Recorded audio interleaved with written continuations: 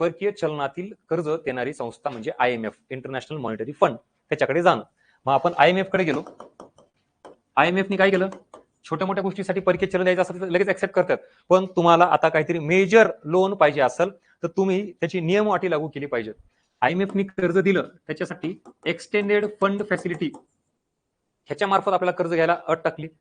हे जर आपण एक्सेप्ट केलं तर आपल्याला स्ट्रक्चरल ऍडजस्टमेंट प्रोग्राम राबवावा लागला. म्हणजे सरळ त्यांनी सांगितलं की तुम्ही कर्ज घेत असाल तर काही गोष्टी बदलाव्या लागतात. जे काही सरकारचं कंट्रोल खूपच जास्त ठेवलंय ते कमी करा.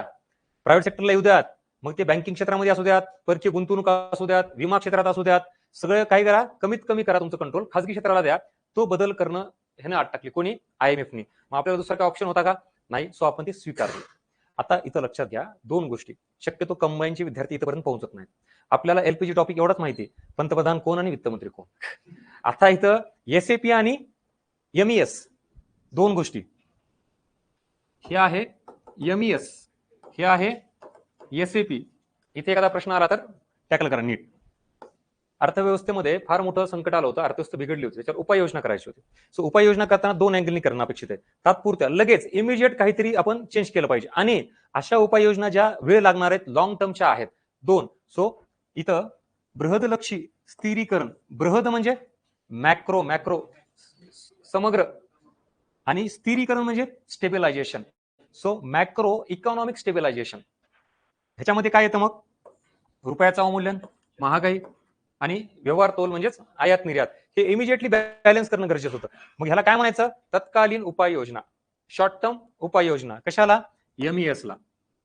आता त्याच्यानंतर स्ट्रक्चरल ऍडजस्टमेंट प्रोग्राम, इकॉनॉमीची संरचना बदलायची, हे सहजासहजी शक्य आहे का?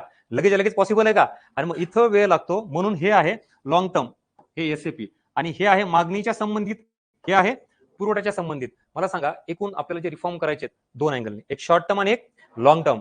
आता हे शॉर्ट टर्म एवढेच बघितलेत. लॉंग टर्म मध्ये काय येतं तर सगळं liberalisation, privatisation, globalisation, banking sector, insurance sector, FDI असेल, आयात असेल, निर्यात असेल, जेवढ्या मोठ्या मोठ्या सुधारणा केल्यात त्या सगळ्या कशा जातात ह्याच्यामध्ये. हे इथं बघा, औद्योगिक सुधारणा केल्या का, कर सुधारणा, राजकोषीय सुधारणा, सगळं तुम्ही कितीही घ्या, ह्या सगळ्या ज्या मेजर रिफॉर्मच्या गोष्टी आहेत त्या सगळ्या कशा टाकायच्या?